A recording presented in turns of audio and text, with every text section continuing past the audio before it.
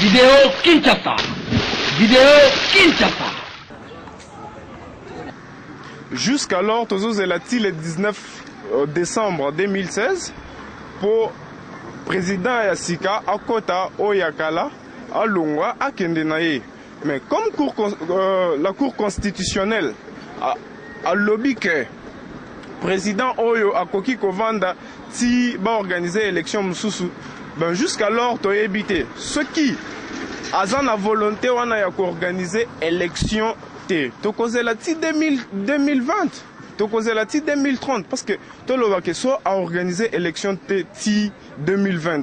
Alors nous sommes obligés de causé la 2020 pour président Moussoussou Aya, pour Nini Ye Alongwa. Biso ba Congolais nous sommes lobby.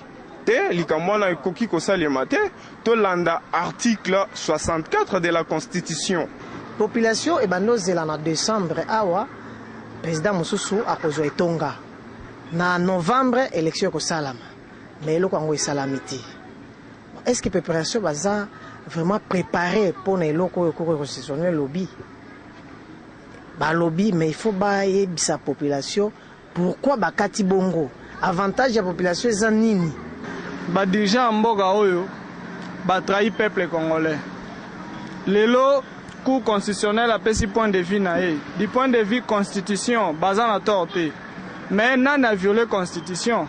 Mais hier mutadaki en place, a zuimbon oté nengenini. Alors pour l'angai, ça c'est la haute trahison par rapport à la politicien mboko ba trahi peuple congolais. Pour l'angai, pour la vie, selon nga na mon ils bien été pas parce que il y a des jeunes au pays déjà capables de cause pour na place wana. Mutu moko non. Bon, ce qui est vrai, la Cour constitutionnelle va dans la torté. Parce que c'est constitutionnel. Dans la constitution, l'article 70 n'est pas lobby. Que le président entrant, il faut à ça là, remise et reprise dans le président sortant.